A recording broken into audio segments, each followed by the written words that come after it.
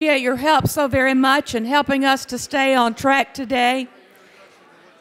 Commissioner Perdue has asked to speak for just a couple of minutes, so if you would please come forward, Commissioner Perdue.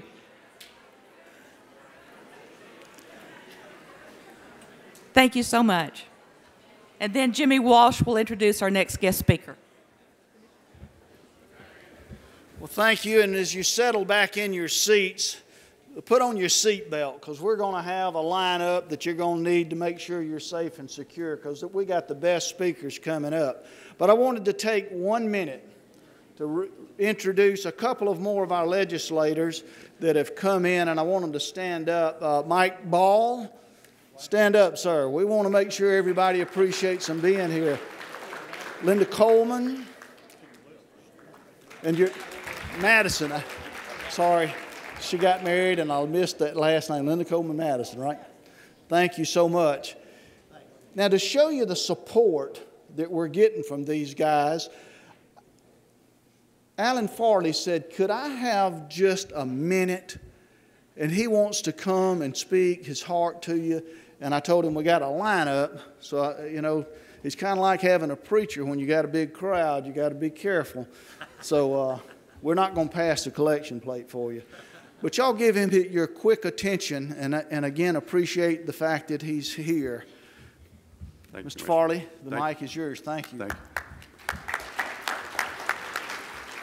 Now, you know what he just said. He introduced a walking, talking Christian, follower of Jesus Christ, and it's in politics, and asked him to come up to the mic for 1 minute. It's got to be a sin. There's somewhere in the Bible that's a sin. I was sitting there. I got up this morning. I'd been planning to come. This happened, that happened. But I called Carrie yesterday and said, listen, I don't know. I'm going to try to be there. This is, you know, God moves in mysterious ways. You know, we all know that. He will take you through the fire. He will get you to the other side. He will give you the tools to fight the fire.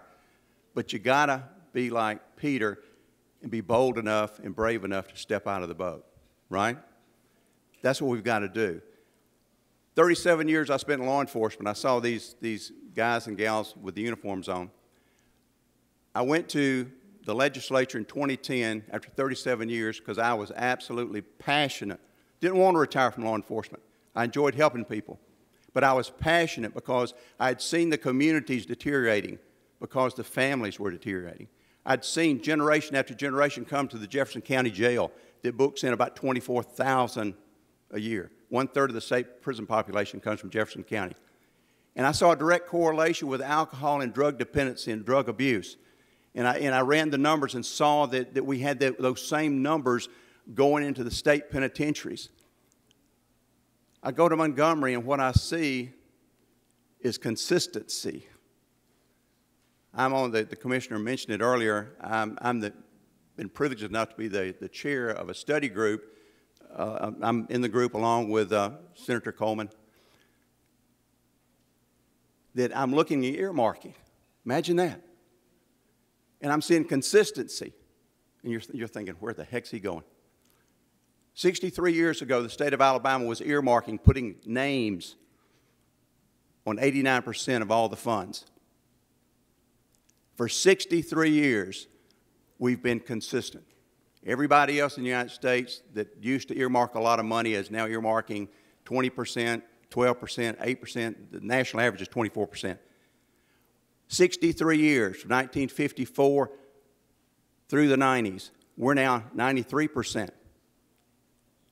But I asked somebody the other day, and I mentioned it yesterday, I don't care if you earmark all the money, but you have to look back at the quality that is produced, the quality of life that it's produced. When I put together my chart talking about earmarked money and quality of life, I made a quality of life chart. And I looked at our state and our surrounding states. And I had law enforcement, safety in communities. I had public health. I had education. I had poverty. And I had mental health accessibility.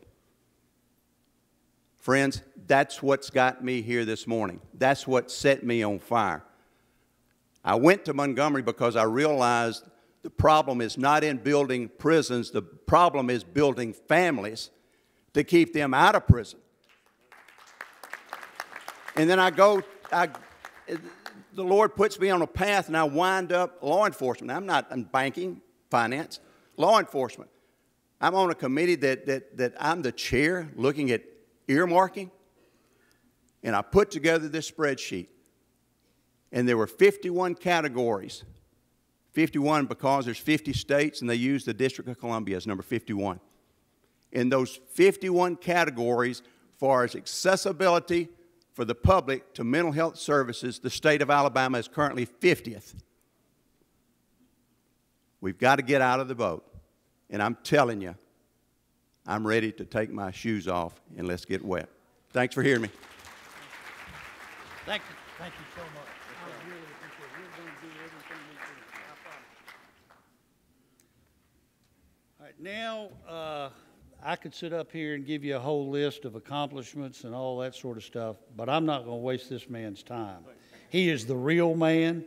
This is Sam Cochran. He is the inventor of this process, and he's going to tell you what you need to know about CIT. But more important, it's more than just training. Thank you, Sam. Very quickly, I want to give thanks, and I mean this wholeheartedly, to all the organizers and all the participants here. I could speak further, but I need to move on. And I want to bring your attention to the title of this presentation, CIT in the Community.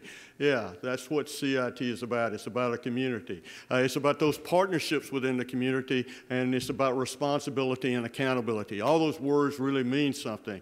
But it's the next word that really I'm going to focus the attention on, and that word is more. And you've already heard it expressed by Jimmy Wash several times. CIT is more than just training. And you think that that's a simple concept to understand, and yet over the last several years I'm having to articulate what this more is about, because a lot of attention is being focused on training, training, training. Yes, training is great. It will get you to great places, but it does not accomplish the full intent of the CIT program. CIT stands for Crisis Intervention Team. A lot of people think, okay, it's a team of law enforcement officers. Law enforcement are a part of that, but the word team is about those partnerships. It is a community. Partnerships is the team. You cannot address this as only a law enforcement program. If I get a little excited, that's because I get that way sometimes. Do you know who was arrested 170 years ago? Law enforcement say, I can't remember who I arrested last week. Okay. Well, let me tell you 170 years ago. In fact, July 1846, there was an individual, a writer, you know from your English literature and other education, by the name of Henry David Thoreau. He left his cabin in Walden Pond and he went to Concord, Massachusetts. And there he was arrested. Hold on to that thought for a little bit. So let me give you a little history of Alabama. I've been in Alabama on and off for several times. You can see on this history of my attendance in Alabama, started in 1990. CIT started in 1988 in Memphis, Tennessee. And so I get a call from the State Department of Mental Health in Alabama, and it says, we're going to do some training programs, and we want you to be a part of to express what this CIT program is about. And they did that throughout the entire state, and only I was invited to. They divided Alabama into northern and southern Alabama, and since I was close to the northern part, they said, we want you to come to the northern part. Now this is 1990. You can see I have visited occasionally at other places in Alabama, but initially I want to talk about that very beginning. At very beginning, I went to Muscle Shoals, Alabama area. I think it may have been Florence, but y'all know the area up there in North Alabama. I also went to a place called Gunnersville, beautiful park that y'all have in your state. I went there and made a presentation. I went to Birmingham and I went to Tuscaloosa. Those were the places that I was introducing CIT because it was new, and the State Department of Mental Health was sponsoring this. Great effort, State Department of Mental Health. So they have been aware that law enforcement plays a critical role in this. But let me tell you about the Muscle Shoals area, which I think was Florence. That's the one that I remember. That was the very first one. I go in, it was all law enforcement. So I presented the presentation, and there was a lot of anger. There was a lot of hostility of those law enforcement officers that were hearing this message. No, they were not angry at me. They were not angry at me, but they were angry because of what I was presenting, and they says we can't have.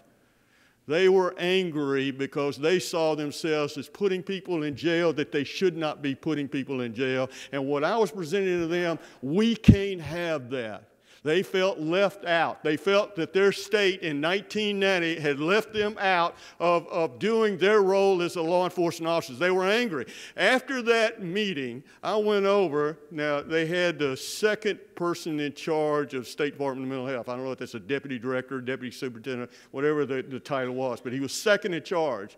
And he had that look of what I refer to as an Alabama deer in headlights, because there was a lot of intense anger. See, when I say things like a deer in headlights, I don't have to explain that. When I go somewhere else across the country, I have to stop and explain what that means.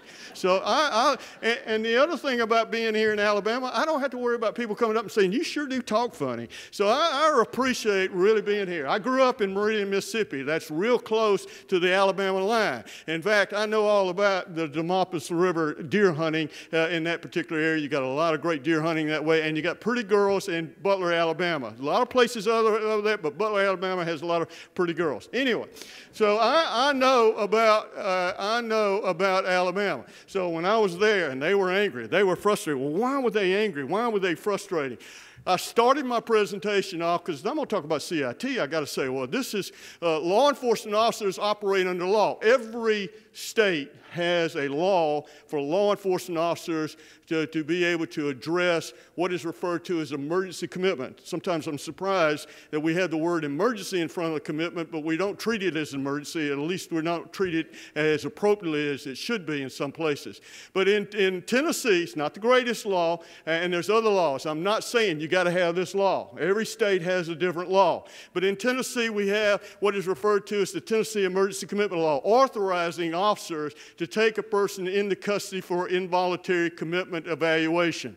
That is statutory authority for me to act as a law enforcement to take somebody's rights away from them.